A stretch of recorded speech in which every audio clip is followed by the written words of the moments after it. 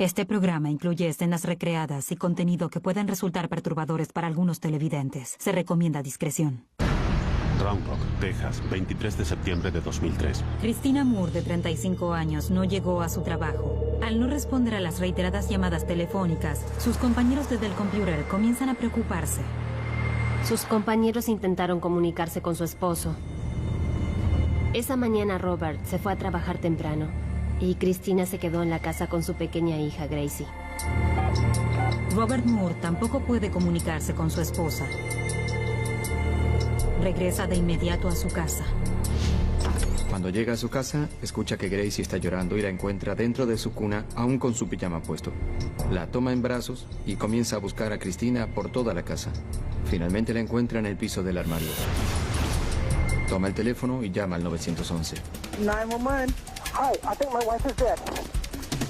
Okay. Christina, does she have a history of any problems, sir? No, she's lying on my closet bleeding to death. On the carpet. She's cold. I think my wife is dead. Nunca había visto algo tan siniestro. Pero la tragedia no termina allí. Ella estaba embarazada. Alguien atacó a Christina en algún momento esa mañana y la mató cortándole la garganta. Nos motivó a dar lo mejor de nosotros, porque no solo se trataba de un crimen, sino de dos.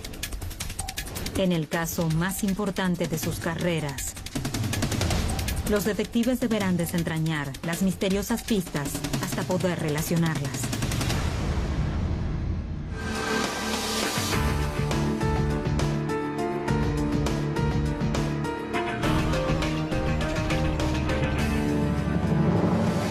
Caso cerrado. Silencio quebrado.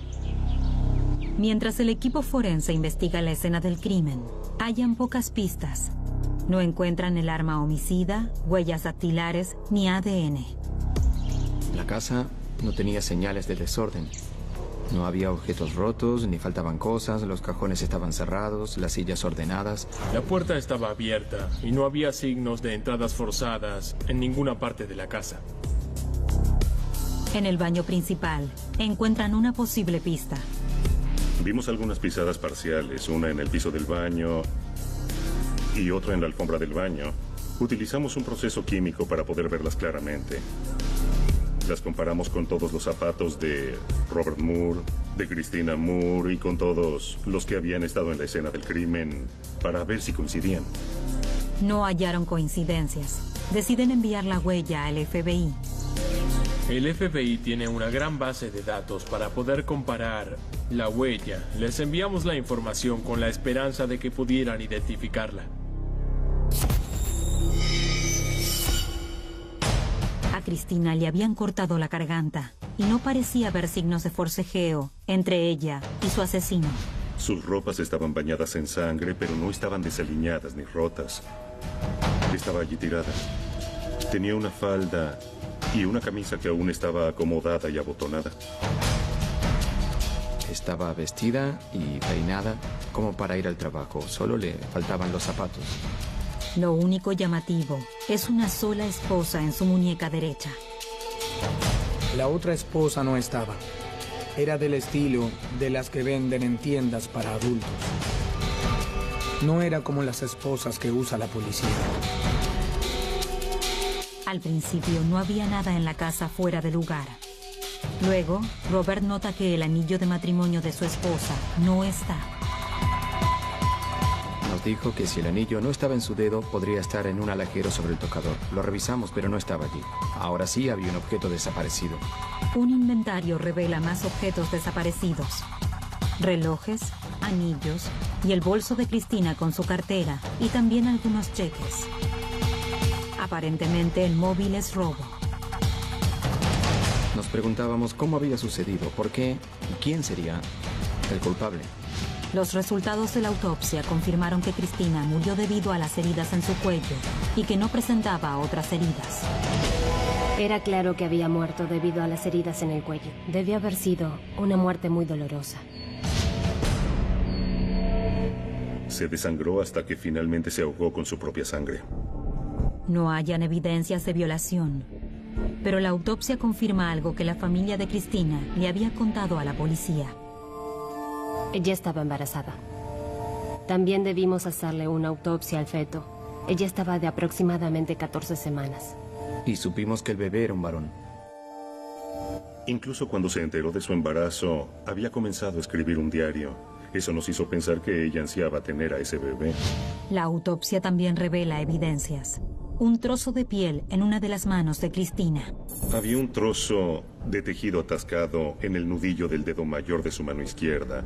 Ese tejido se conoce como tejido de fricción y es del tipo del que se encuentra en las manos y en los pies. Se pudo extraer ADN de la muestra de piel y se determinó que era de Robert Moore. Los detectives se preguntan si habrá sido verdaderamente un robo o si el asesino habrá armado la escena. Creo que cuando hay un crimen, a menudo es por causas domésticas. Según las estadísticas, cuando uno de los esposos es asesinado, generalmente la otra parte está involucrada. La niña Gracie no estaba herida. No había señales de entradas forzadas en la casa. Por eso pensamos que el asesino sería alguien cercano a Cristina. Para la policía, Robert Moore es el principal sospechoso. Pero hay algo en este caso que no terminan de comprender. Parecían tener un excelente matrimonio. Se habían mudado a Round Rock para trabajar en Dell. También solían ir a la iglesia. Los detectives interrogan a Robert Moore. Él le dice a la policía que ese día se fue de su casa antes de las 6 de la mañana para asistir a una clase de religión y que notó algo extraño al salir. Esa mañana vio una camioneta roja estacionada al otro lado de la calle, a pocos metros de su casa. Y también vio un hombre que tenía un pañuelo en la cabeza. Los detectives también interrogan a la madre de Cristina. Ella se hospedaba con Cristina y Robert y se fue de la casa minutos antes de que Cristina fuera asesinada. Es difícil hablar de esto, pero Cristina era una mujer con carácter, era una mujer muy energética. Era entusiasta, activa y muy disciplinada. Padecía de diabetes desde los 10 años, pero nunca dejó que eso obstaculizara su vida. Incluso tuvo un hijo, lo cual fue su mayor objetivo en la vida. Más tarde esa mañana, la madre de Cristina tenía programado regresar a su casa en California. Había salido hacia el aeropuerto minutos antes de las 6:30 de la mañana. Aún estaba oscuro, era de noche. Ella me saludó desde el hall de entrada. Recuerdo que vi lágrimas en sus ojos y pensé, Dios, volveré para el Día de Acción de Gracias. Entonces salí con el auto y al girar en la esquina, me crucé con una mujer que estaba corriendo. Las luces del auto la alumbraron. Creo que llevaba puesta ropa deportiva oscura. Los detectives ubican a la deportista, quien recuerda bien esa mañana. Ella había salido a correr. Estaba aproximadamente a 2 casas de la casa de los Moore cuando oyó gritos que la asustaron. Inmediatamente tomó el teléfono y llamó a algunas personas. Luego se alejó tan rápido como pudo, pero su aporte fue significativo para identificar el momento del asesinato. Los investigadores creen que el asesinato se produjo alrededor de las 6:30 de la mañana. Inspeccionan el vecindario en busca de testigos. Hablamos con todas las personas que salían o llegaban al vecindario. Les preguntábamos quiénes eran, dónde iban y si usualmente salían a esa hora. También si el último martes por la mañana habían oído algo que les hubiera parecido sospechoso. Había un testigo que estuvo caminando por el vecindario 1 hora antes del hecho. Ella vio a un hombre que reconoció como ajeno al vecindario. Le pareció sospechoso porque apareció de la nada, estaba escondido detrás de los arbustos y de pronto apareció frente a ella. Los detectives se preguntan si ese sería el mismo hombre que vio Robert junto a la camioneta y que hizo gritar a Cristina. Realizan un retrato hablado basados en la descripción del testigo y lo muestran en los medios. La policía de Round Rock investigó cientos, si no miles de pistas basadas en ese retrato hablado, pero no obtuvieron nada. Los investigadores revisan los datos del caso. Faltan varias cosas de la casa, como joyas, un bolso que contenía una cartera y cheques. También hallaron una huella de zapato, una esposa y un trozo de piel perteneciente al esposo de la víctima. Esta fue la investigación más desafiante que realicé en mi carrera. Luego, una llamada inesperada. La policía obtiene un dato de alguien muy cercano al caso. I just would like to give y'all some information on something. There was 2 checks, and on them was the name Robert and Christina Moore.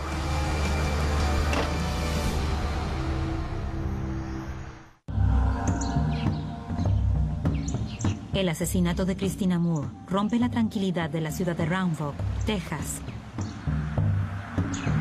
Round Rock, Texas, es conocida por ser una ciudad segura. Es una de las comunidades o ciudades más seguras para vivir en los Estados Unidos. Aquí no hay homicidios muy seguido. Quizás ocurra uno cada 5 o 6 años, incluso más. Estas cosas no suelen suceder. Es una ciudad residencial casi perfecta. Todo el vecindario obviamente quería que resolviéramos el crimen y querían que fuera rápido. 4 días después del asesinato, la oficina del sheriff del condado recibe un extraño llamado al 911 de un hombre desconocido. Williamson County Communications. Yes, I just would like to give y'all some information on something. Tuesday morning, probably around 8:30, and the store is right there at the corner of 35 and 79. Telephone in the push for coin slot. There was 2 checks, and on them was a name that I read in the newspaper last night, Robert and Christina Moore. La persona dijo que había encontrado cheques que pertenecían a Christina y a Robert Moore. Estaban doblados y puestos dentro de la ranura para monedas del teléfono público de la tienda de la esquina. Did you get the checks by any chance? No, ma'am, I left them there. Okay. What's your name? I'd rather not give that. Nadie se mantiene anónimo si encuentra evidencia de un homicidio. Eso era sospechoso. La oficina del sheriff le explicó que el caso pertenecía a la policía de Round Rock y se ofreció a transferir la llamada. Pero dijo, no, seré yo quien llame.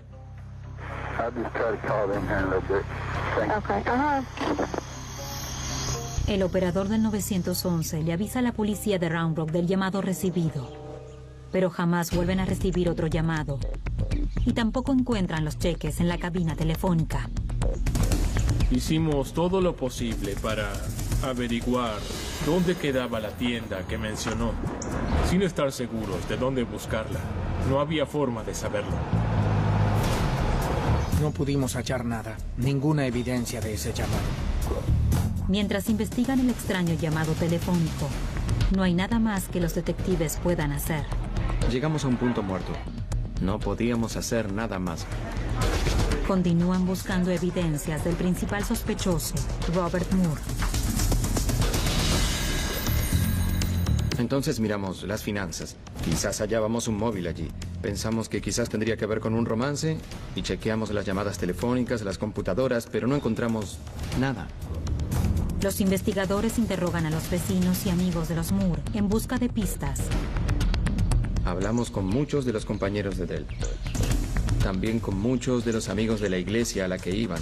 Pero todos nos decían que tenían un gran matrimonio, que eran una gran pareja. Nos decían que eran perfectos. La pareja se conoció en la escuela y se casó en el año 2000. Habían comprado una casa hermosa en una ciudad muy linda y parecían ser muy felices. Eran una pareja joven, bien consolidada.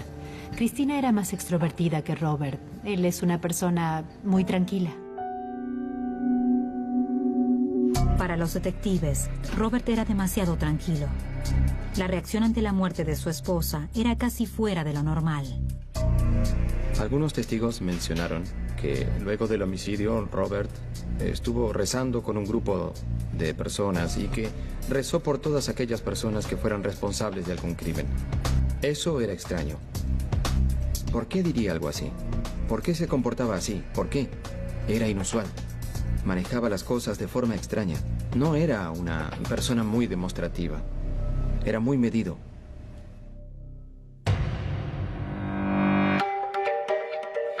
Dos semanas después del homicidio, interrogan a Robert por segunda vez.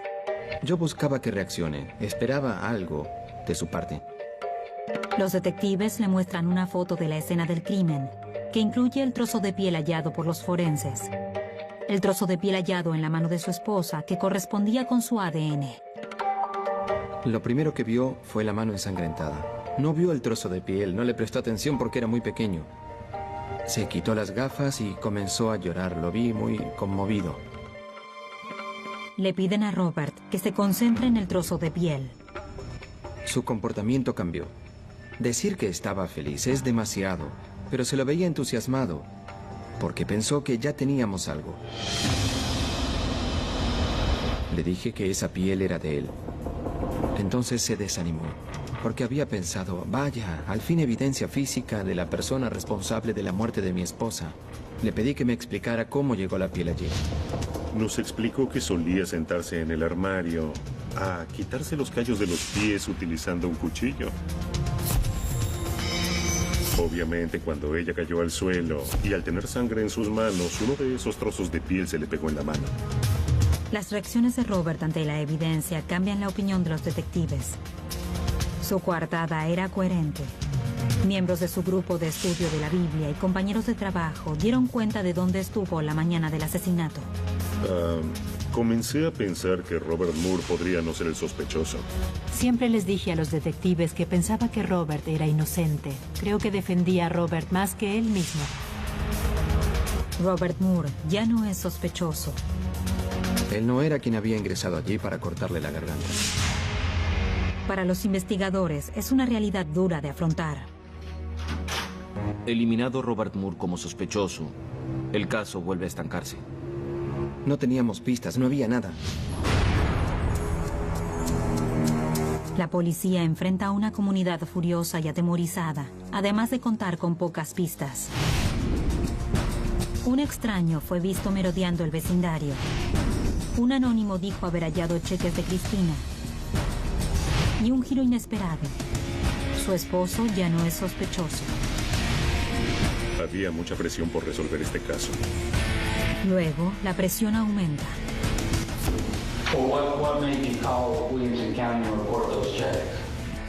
Reciben nuevos datos del informante anónimo.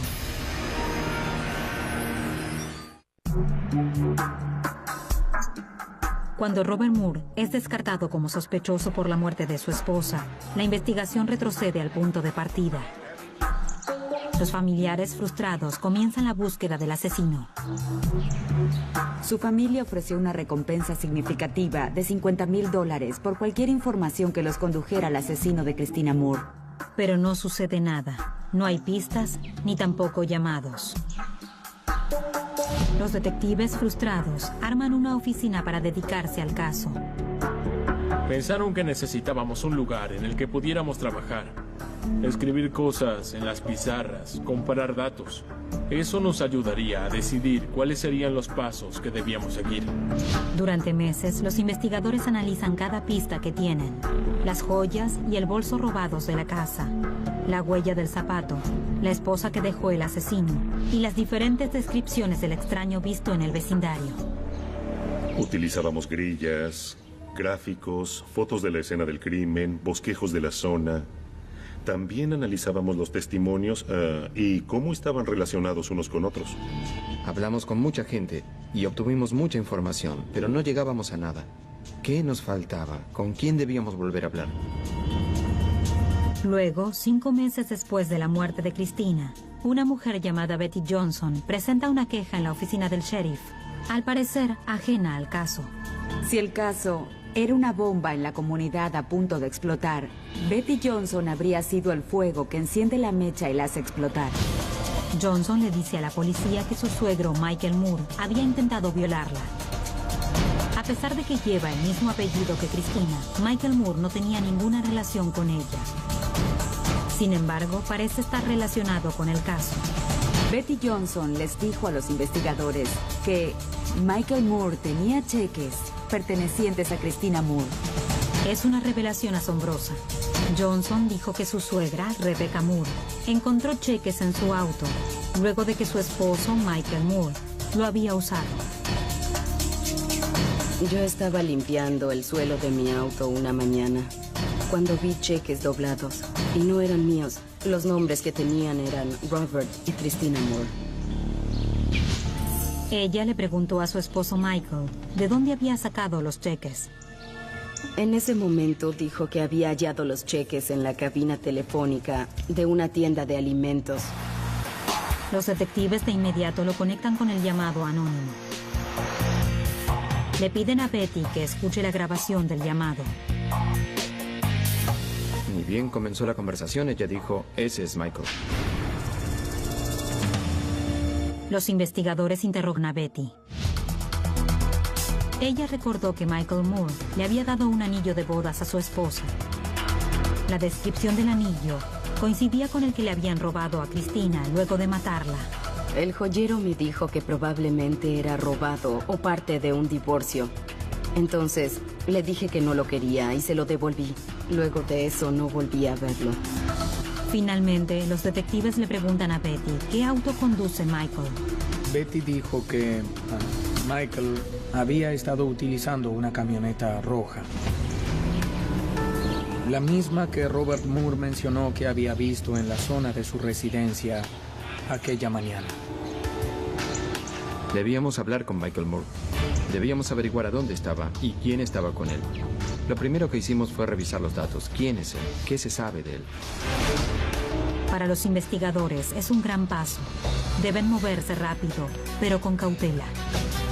Hacía 10 años que no teníamos un homicidio y de pronto teníamos a una familia pidiéndonos respuestas y justicia por un ser querido. Estábamos enfocados en el homicidio. Nos dedicábamos a eso tiempo completo, día tras día, para resolver este caso. La comunidad no estaba acostumbrada a este tipo de cosas. Teníamos mucha presión. Fue el caso más difícil que investigué. Cuando los investigadores revisan los antecedentes de Michael Moore, descubren que tiene un extenso historial delictivo. Michael Moore entraba y salía de la prisión desde su adolescencia. En el momento del crimen estaba bajo libertad condicional. Recientemente había salido de la cárcel estatal, luego de estar preso durante 3 meses por cargos de robo. Se dedicaba al robo. Estaba siendo monitoreado. Tenía una tobillera electrónica desde hacía un mes. Él no estaba trabajando. No tenía ninguna profesión, ningún oficio. La mayor parte del día se dedicaba a robar. 6 meses después del asesinato, Michael Moore se presenta en la estación de policía voluntariamente.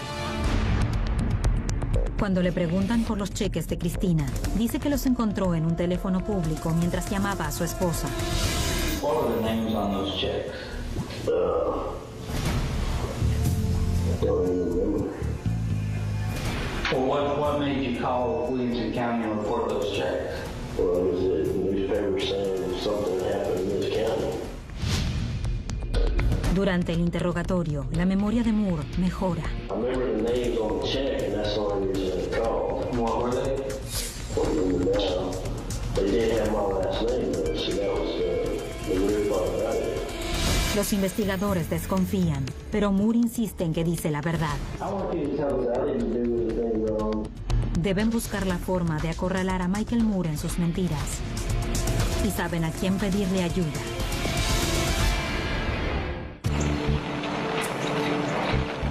A pesar de sus negativas, los investigadores están convencidos de que Michael Moore está involucrado en el crimen de Christina Moore. Deben prepararse bien para el interrogatorio formal. Cuantas más discrepancias, cuantas más mentiras nos decía, el caso se ponía más interesante.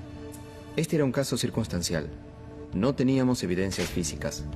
Los detectives tienen un plan. Mientras un equipo interroga a Michael, otro grupo corrobora sus dichos con la esposa. Nos enviamos mensajes porque quería saber más sobre el día en que ella halló los cheques. Inicialmente él le dijo que los había arrojado en una gasolinera o algo así.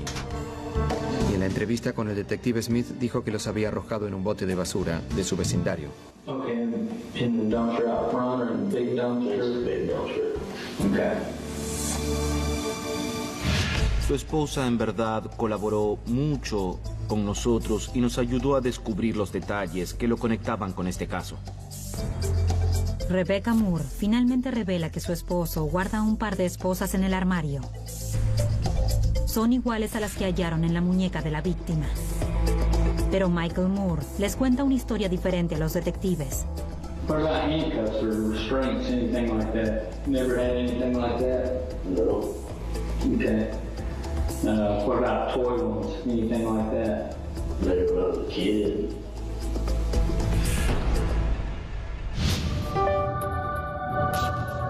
También les dice que el anillo de bodas que le dio a Rebecca se lo compró a un peón por $140. What kind of rings were they? They were fake. That's about all I know. What'd you do with them? Probably at the house somewhere at home. I don't remember what I did with them past the point of finding out they were fake, so. Well, how did you find out they were fake? Well, I'm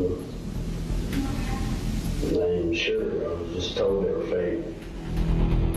Durante la entrevista con él, obtuvimos muchas pistas de que no decía la verdad. Negó cualquier vinculación con el asesinato de Cristina y negó haber estado allí. I want you to tell us I didn't do anything wrong. I mean, there's nothing bad I can tell you. I mean, I can't tell you I know something if I don't. I can't tell you I saw something if I didn't. I can't, you know, I don't know. Moore contó vagamente dónde estuvo en las horas cercanas al homicidio. Su esposa dijo que no estuvo con ella. Supuse que estaba en la casa de su madre. No sabía dónde estaba. No estuvo en casa. La coartada de Moore no es firme. Su relato es inconsistente. Para los detectives todo está claro. Hacia el fin del interrogatorio pensábamos que estaba involucrado en el asesinato de Cristina Moore. La policía no tenía evidencias para apresar a Moore, pero logran una orden de arresto por violación de la libertad condicional.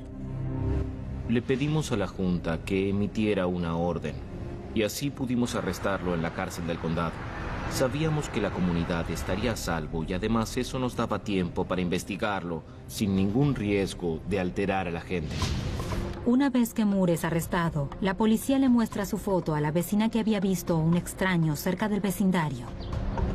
Ella identificó a Michael Moore como la persona que había visto caminando la mañana en que Cristina fue asesinada. Pensamos que Michael Moore era el asesino de Cristina. La policía obtiene una orden para allanar la casa rodante de Moore, cerca de Florence, Texas. Los investigadores encuentran fotos perturbadoras. Descubrimos que perseguía a las mujeres. Les tomaba fotografías sin que ellas lo advirtieran. Solía salir con su auto y fotografiar a las mujeres de espaldas, mientras subían o bajaban de sus vehículos en las piscinas y cosas así. Pero no hay nada que conecte a Moore con el homicidio. Revisamos su casa 2 veces y no hallamos nada que nos ayudara a conectarlo con el homicidio. Luego, mientras los detectives regresan a su oficina, reciben una pista. Un día en una reunión, el detective Combs apoyó los pies sobre el escritorio, algo habitual en el detective Combs, y alguien notó el dibujo en la suela de su zapato. No teníamos esa muestra de botas, sabíamos que no las había usado en la escena del crimen. El dibujo coincide con la huella hallada en la escena del crimen. Las botas fueron fabricadas por una empresa llamada Ariat. Contactamos a Rebecca para saber si Michael tenía un par de botas marca Ariat y nos dijo que su hijo mayor, Randall, le había vendido un par de botas Ariat a Michael porque a él le quedaban chicas. Pero no las encontramos. No estaban en su casa, nadie sabía de ellas. No era algo que probara que él estuvo en la escena, pero era un dato importante. Los detectives presentan su caso ante el fiscal de distrito. Michael Moore fue quien hizo la llamada anónima. Tenía los cheques de Cristina y sus anillos de matrimonio. Moore conduce una camioneta roja y tiene antecedentes criminales. También tiene un par de esposas y botas marca Ariat. Los testigos del vecindario lo identificaron en una rueda de reconocimiento fotográfica. La policía venía a nuestra oficina y nos decía, miren, estas son todas las pistas que tenemos, no tenemos su confesión aún. ¿Qué opinan de acusarlo públicamente? Y durante meses y meses, lamentablemente debí decirles que no, que aún no, que no era el momento, que buscaran más pruebas. Entonces sucede algo inesperado. La esposa de Moore descubre algo impactante en su dormitorio. Moví la ropa para ordenarla y vi que había un hueco en la pared. Él había hecho ese hueco como escondite entre el exterior y el interior de la pared. Y allí almacenaba cosas. Un día estaba trabajando en el jardín con uno de mis familiares y le di un utensilio para que raspara el fondo del hueco. Entonces, mi familiar sacó de allí 2 aretes. Los aretes no eran iguales. Parecían ser alhajas económicas de uso diario. Cuando los vi por primera vez, pensé que no estaban relacionados con el caso y que se los habría robado otro ladrón o que pertenecían a una niña, porque no podía imaginar a Cristina usando esa clase de aretes. Le pedí a Robert que los mirara para saber si los reconocía, pero me dijo que él nunca los había visto. Pero unos días después, Robert descubre algo imprevisto. Él estaba mirando su álbum de casamiento y en las fotos vio los aretes que usó Cristina cuando se casaron. Eran aretes no muy costosos, pero hacían juego con las tiras del vestido. Una vez que conectamos los aretes con Cristina Moore, no tuvimos más dudas de que era el responsable del homicidio. Esa pequeña evidencia circunstancial era lo que necesitábamos. Entonces, la oficina del fiscal de distrito decidió acusarlo. Y eso nos alivió mucho. Antes de que el fiscal acuse a Moore por el crimen, él decide hablar. Me llamó desde la cárcel para preguntarme qué clase de trato podría hacer. Le dije, Michael, yo no hago ninguna clase de tratos. Harás lo que debes hacer y me contarás qué sucedió. Iré con gusto a hablar contigo. Moore accedió a encontrarse con los detectives en la cárcel. Incluso se atrevió a burlarse diciendo que alguien le había contado lo que sucedió en la escena del crimen. ¿Es posible que haya más involucrados en el caso?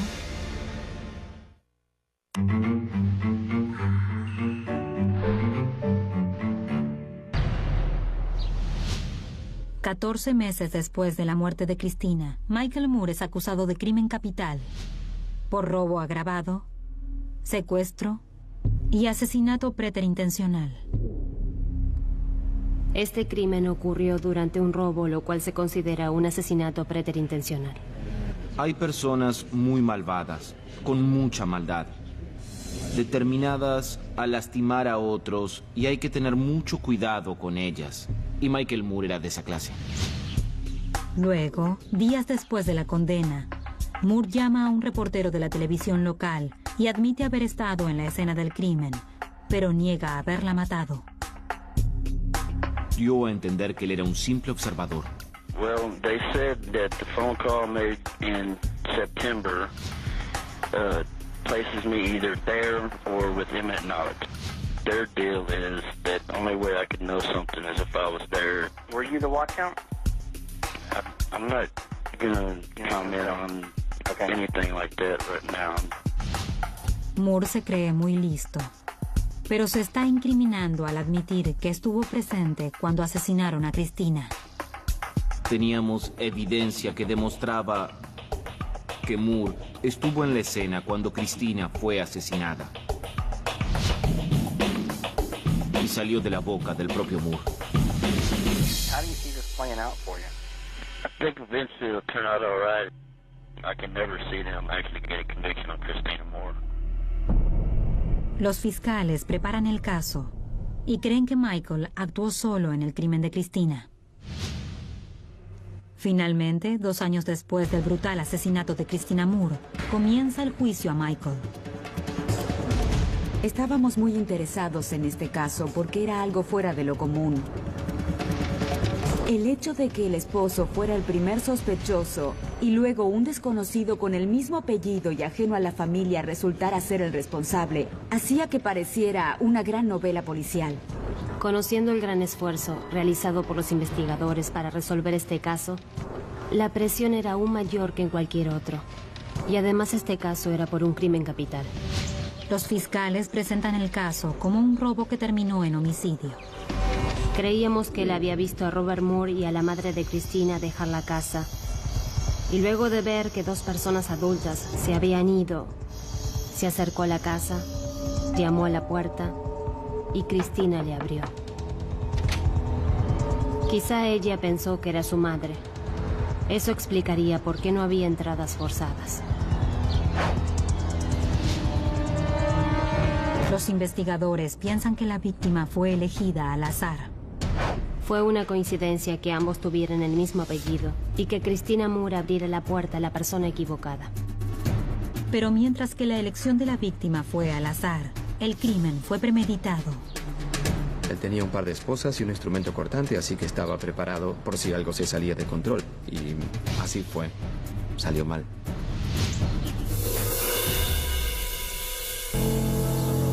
Los fiscales abren el juicio con imágenes impactantes. En los alegatos de apertura, los fiscales mostraron fotos de la boda de Christina. Se veía hermosa. Y de inmediato, cambiaron las imágenes tan rápido que nadie tuvo tiempo de mirar hacia otro lado. Mostraron una foto de Christina en el armario con una esposa en su muñeca y su garganta cortada. La contraposición fue muy fuerte. Pienso que la evidencia más significativa que lo conectaba directamente con Christina Moore eran los aretes que ella usó el día de su boda. De todas las joyas robadas, eran las únicas joyas identificables. Creo que lo que nos ayudó a encontrar ese arete en su casa cuando ya se había deshecho de las demás joyas fue el destino. Los fiscales presentan las pruebas cuidadosamente, una a una. Una evidencia crucial en el juicio a Michael Moore fue la llamada anónima desde un teléfono público diciendo que había hallado cheques a nombre de Christina Moore en la ranura para las monedas. El motivo por el cual Moore realizó esa extraña llamada que lo comprometería es cuestionado. Luego, su nuera identificó su voz como la de quien había realizado esa llamada telefónica. Además estaba su camioneta roja, justamente la misma que vieron en el vecindario. Y tenía un par de botas marca Ariat. Moore habló de más cuando estuvo preso. A pesar de que nunca confesó ante los detectives, le contó todo a su compañero de celda. El testimonio del compañero de Moore es aterrador. Moore le confesó que su intención era robarle a Christina Moore.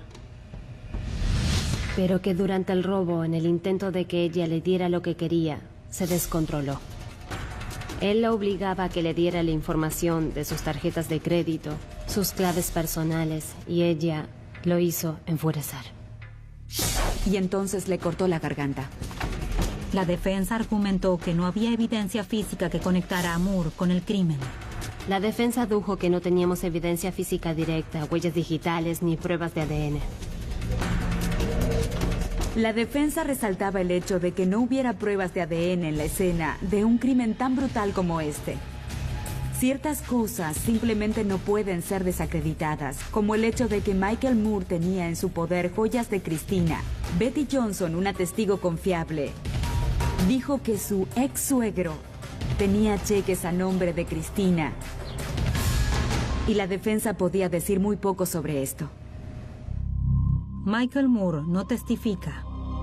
Después de 4 semanas, el caso llega al jurado. El jurado por el caso de Michael Moore deliberó durante 17 horas. Fue mucho tiempo. Nos preocupaba el hecho de no tener evidencia física. Y nos preguntábamos si lo encontrarían inocente. Finalmente, el veredicto conmueve a todos en la sala. El jurado lo halló inocente en el cargo de crimen capital. Es la primera vez en la historia del condado que un jurado encuentra inocente a una persona acusada de crimen capital. Fue algo muy desalentador, no puedo negarlo. Si alguien se merece la pena de muerte en el condado de Williamson, ese es Michael Moore. La decisión del jurado se debió a una duda razonable. La duda de si él ingresó en la casa con intenciones de matarla en el transcurso del robo o secuestro. Pero Michael Moore es hallado culpable del resto de los cargos. Luego dijeron culpable, culpable, culpable. Eso nos alegró porque tuvimos mucha presión y nuestro trabajo no hubiera servido si él no hubiera sido condenado. Moore no muestra ninguna emoción ni reacción ante el veredicto. No demostró desilusión, alivio, nada. Fue muy extraño. Todas las emociones se vieron de parte de los familiares de Cristina. Se veían aliviados de que hubiéramos atrapado al responsable y de que sería encarcelado, de que pagaría por lo que hizo. Para la madre de Cristina, el veredicto fue un alivio, también en otro sentido. Si el jurado hubiera decidido darle pena de muerte, habría significado años de dolorosas apelaciones. No dejo de pensar en Gracie y en lo que le pasó. Y pienso que no me hubiera gustado pasar por interminables apelaciones. Por eso me sentí muy aliviada cuando escuché el veredicto. La corte retoma el caso 3 días después del veredicto y se produce una asombrosa cadena de eventos. Michael Moore cambió su apelación de inocente a culpable.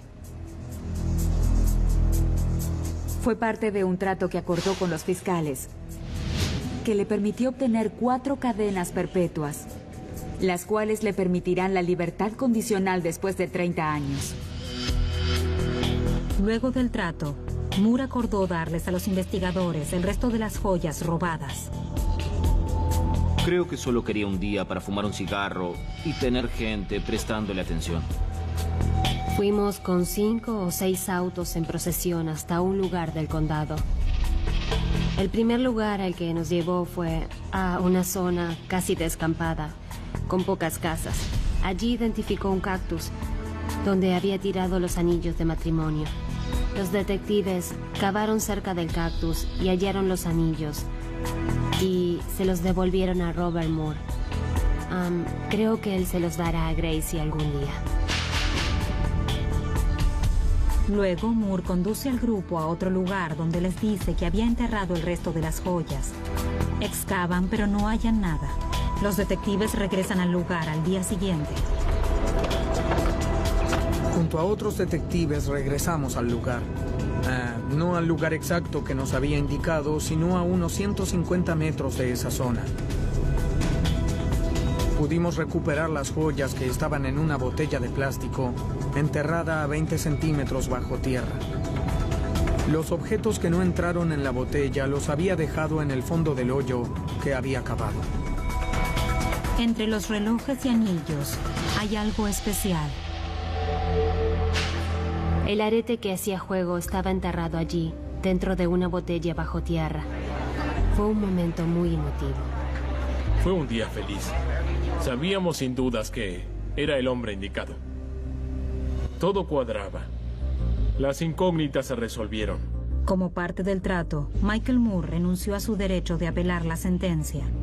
Se tomaron los recaudos para asegurarse de que esté tras las rejas y cumpla su condena.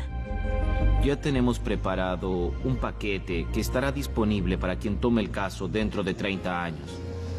Contiene un resumen completo acerca de quién es Michael Moore y de por qué está en prisión.